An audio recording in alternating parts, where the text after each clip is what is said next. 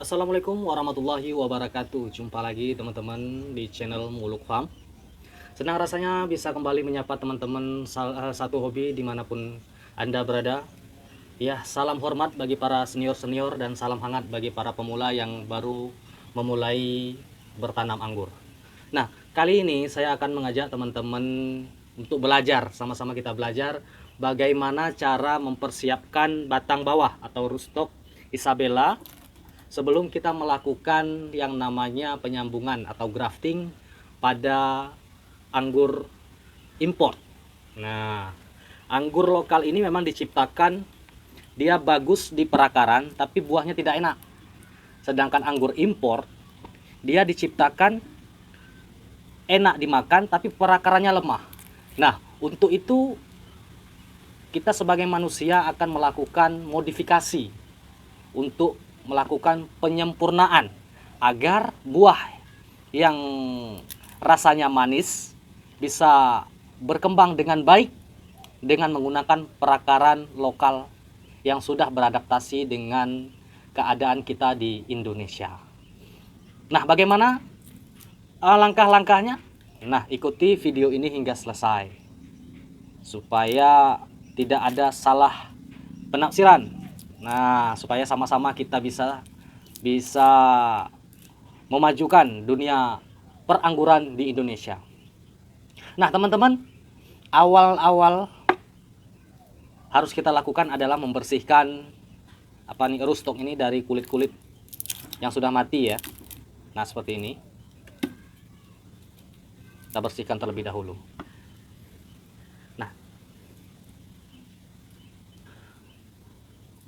selanjutnya, ini kan masih panjang nih. Nah, kita akan melakukan pemotongan ya. Nah, dari mata tunas, nah ini mata tunas nih. Sekitar 2 cm kita potong terlebih dahulu. Karena nanti di sini bakal tumbuh akar. Nah, dan kita potong 2 mata tunas, 1 2 mata tunas. Kita potong agak nyerong ya. Nah, seperti ini. Untuk memudahkan kita supaya lebih tanda ya bahwa yang ini untuk perakaran, yang ini untuk kita grafting nantinya. Nah, untuk selanjutnya yang ini kita buat seperti tadi. Nah, yang atas kita buat miring.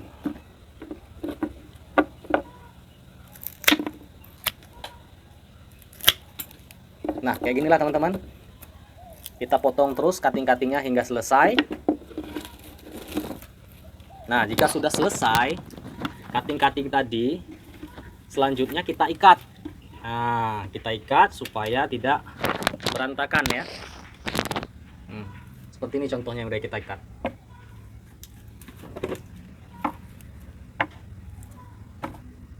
Ini ada sekitar 3 ikat ya. Kita ikat ya sekitar 10 cutting per ikat. Nah, seperti ini. Nah, kalau sudah seperti ini, langkah selanjutnya adalah kita harus merendamnya dengan larutan fungisida. Nah, larutan fungisida itu berfungsi untuk yang pertama mengendalikan patogen jamur. Nah, jamur-jamur yang ada di kulit rootstock. Nah, dan fungisida ini juga ada yang juga bersifat sebagai perangsang ya, bisa juga merangsang. Kalau saya biasanya pakai fungisida kontak ya, bisa jenis fungisida apa aja mereknya, dan kita rendam selama nggak usah lama-lama, 1 jam sudah cukup. Nah, kita selanjutnya akan merendam rootstock ya.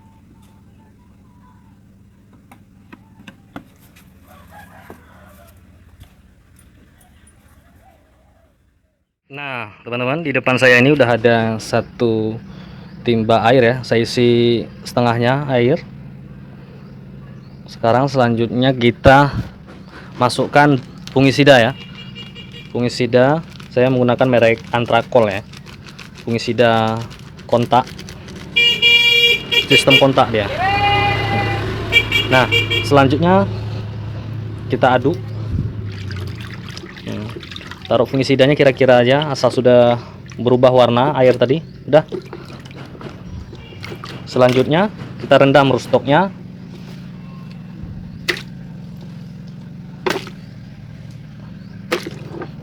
sampai tenggelam.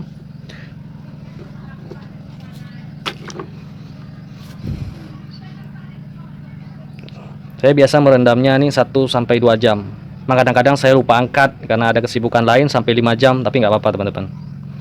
Nah, selanjutnya setelah kita rendam ini 1 jam, kita angkat dan kita keringkan terlebih dahulu.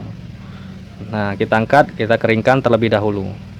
Baru selanjutnya kita aplikasikan zat perangsang tumbuh akar supaya bisa cepat tumbuh akarnya. Nah, ini sudah ada cutting tadi ya, yang sudah kita keringkan, sudah kita treatment fungisida, sudah kita keringkan. Selanjutnya kita melakukan aplikasi ZPT ya, zat perangsang tumbuh. Ya, saya siapkan air sedikit aja dan kita aplikasikan ZPT-nya ya.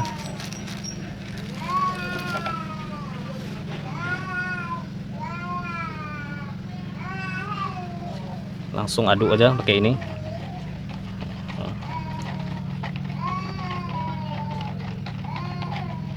Jika sudah larut, nah rendam aja seperti ini kira-kira 10 detik asal sudah merata. Nah, kita tiriskan hingga kering. Nah, kita ambil lagi seperti ini. Semakin kental sebenarnya semakin bagus, cuman saya ngirit ya, ngirit di pemakaian GPT nya. Saya pakai GPT merek Growtone ini ya, harganya 35.000 di sini. Kita keringkan seperti ini. Lakukan sampai semua cutting-cutting terendam sudah diaplikasi ZPT dan dikeringkan dulu. Selanjutnya kita siapkan kokopit ya. Kokopit ini adalah apa ya, sabut kelapa yang sudah dihaluskan. Kita pendam dalam kokopit. Nah, kokopit itu, nah ini yang menjadi kunci juga menggunakan kokopit. Kokopit sebelum kita gunakan itu harus dicuci terlebih dahulu untuk menghilangkan zat tanin. Nah, zat tanin itu bisa merusak akar-akar muda yang baru keluar. Bisa gosong, dia bisa coklat dan busuk. Nah, untuk menghilangkannya kita bisa menyucinya berulang kali hingga air perasan dari kokopit itu berubah warna menjadi putih. Ya. Dan kita peras hingga tidak ada menetes air lagi di dalam genggaman kita. Nah, inilah teman-teman kokopit ya. Tadi yang saya bilang, kokopitnya itu sudah siap dicuci tadi, nggak ada menetes air dah. Jadi dia lembab-lembab aja. Jadi cutting tadi yang sudah kita treatment fungisida dan ZPT dan sudah kita keringkan, kita pendam seperti ini teman-teman. Kita pendam seperti ini. Di dalam apa ya, box styrofoam nih saya yang gunakan.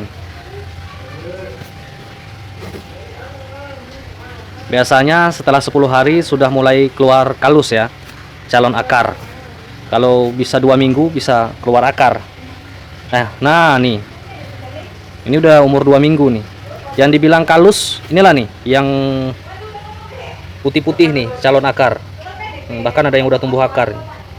Yang seperti ini kalau di grafting persentase keberhasilannya itu lebih tinggi teman-teman. Nah, makanya sebelum melakukan grafting, inilah kunci keberhasilannya. Wah, udah gondrong akarnya.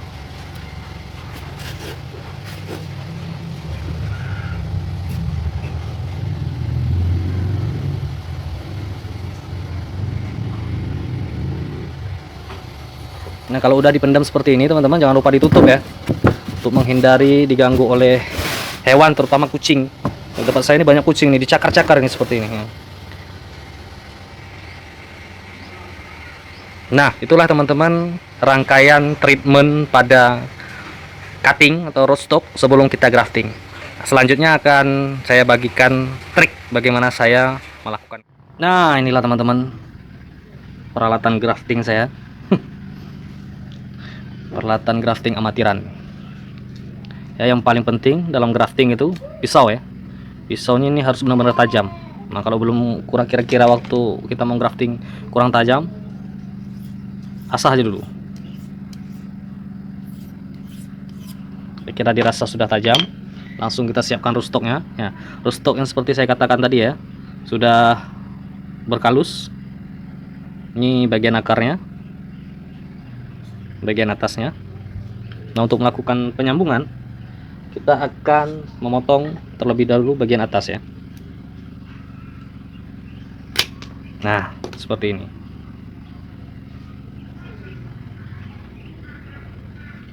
Kalau kita lihat kulitnya tebal dan bisa dibuka ya. Kalau seperti ini berarti teknik penyambungannya kita lakukan pembukaan pada kulit. Nah, kita buat seperti ini. Kita congkel kulitnya sedikit. Nah, seperti ini. Potong sebagian. Nah, selanjutnya kita menyiapkan entres ya. Nah, entresnya ini harus benar-benar fresh ya. Ini juga menentukan nih faktor keberhasilan ya. Kalau entresnya fresh, mata tunasnya besar, itu cepat sproutnya.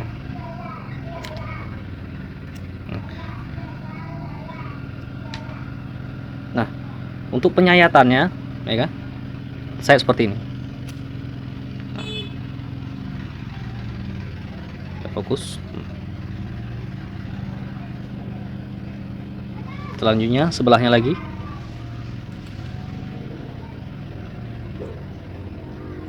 Sebelahnya dikit aja. Nah, seperti ini. Nah, selanjutnya kita masukkan ke rustok tadi ya. Klop dia tanpa celah. Klop masuk. Kulit ketemu dengan kulit. Insya Allah keberhasilannya kalau seperti ini 90% biasanya jadi. Yang pertama sudah berkalus, yang kedua entresnya fresh, yang ketiga pisaunya tajam. Nah, dan yang keempat kita serahkan kepada yang maha menghidupkan lah. Nah, kita ikat ya. Nah, ikat kayak gini gak usah terlalu kencang. Kadang karena semangatnya kencang kali ngikatnya, pelan aja. Tapi karena terus berulang kita lakukan pengikatan, dia kencang sendiri.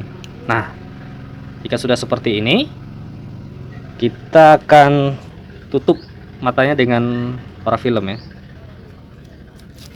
Kalau nggak ada parafilm, langsung pakai plastik grafting itu tadi juga bisa.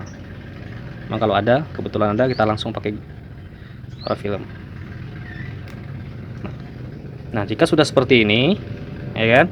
Jangan lupa kita kasih namanya apa? Jenis apa tadi ya? Ini tadi jenisnya Landis, Lily of the Valley.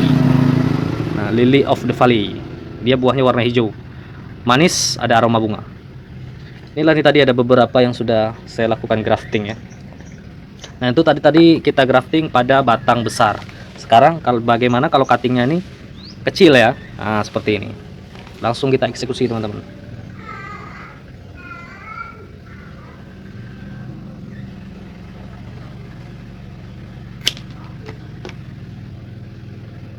Nah, kalau kulitnya tipis seperti ini dan kecil, kita main belah samping aja ya. Hati-hati teman, kalau yang nggak biasa bisa lewat. Ini bekas-bekas apa namanya dulu nih, bekas-bekas belajar dulu. Oh, banyak nih, ada berapa nih, ada yang seperti ini, ada yang seperti ini, ada beberapa nih, 1, 2, 3, 4. Perjuangan waktu belajar grafting seperti inilah. Nah, selanjutnya kembali kita siapkan entresnya. Kita sayat. Kalau nggak bisa sekali ya 2 kali. Pokoknya dia harus potongannya bagus. Nah, seperti ini ya.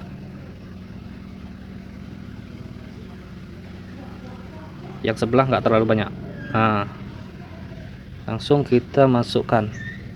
Kalau apa namanya rustoknya besar, usahakan dapat salah satu kambium ya, salah satu kulitnya harus menyatu. Nah, rapet kan? Dia ini rapet, tinggal kita ikat. Nggak apa-apa yang belah sini nggak menyatu. menyatu salah satu pinggir aja udah boleh. Nah, selanjutnya kita ikat.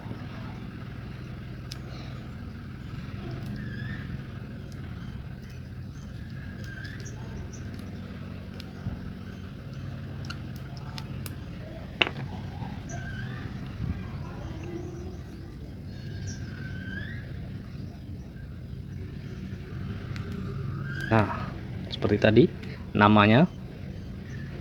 Nah, kalau kita graftingnya ini masih belajar lama, jangan lupa siapkan air ya. Kita taruh air, jadi siap kita grafting. Kita colok dalam air untuk menjaga supaya cuttingnya tetap fresh. Nah, jika sudah seperti ini teman-teman, nah kita lakukan penanaman. Kita siapkan media tanamnya. Media tanamnya bisa menggunakan tanah biasa, ya kan. Habis itu sekam bakar. Jangan hindari penggunaan kohe ya, bisa membuat akar busuk. Kalau ada sih pupuk petroganik boleh, karena dia udah terfermentasi dengan sempurna. Nah, jika udah seperti ini, langsung aja kita buat lubang dan kita tancapkan. Nah, selanjutnya kita siram sekedar lembab aja, sekedar lembab, dan kita letakkan, jangan langsung kena matahari dulu. Biasanya sekitar 2 minggu sudah mulai seprut. Nah, ketika umur dia udah 3 minggu, udah seperti ini. Nah, ini teman-teman. Untuk bisa siap ditanam butuh waktu sekitar 1 bulan lagi sudah siap ditanam. Nah, itulah tadi teman-teman serangkaian proses berbagi pengalaman saya tentang bagaimana cara menghasilkan bibit anggur impor. Kalau teman-teman suka dan bermanfaat dengan video ini, jangan lupa sedekah subscribe-nya supaya channel ini terus berkembang dan bisa memberikan banyak pelajaran dan berbagi ilmu tentang dunia perangguran di Indonesia. Ya, terima kasih teman-teman. Assalamualaikum warahmatullahi wabarakatuh.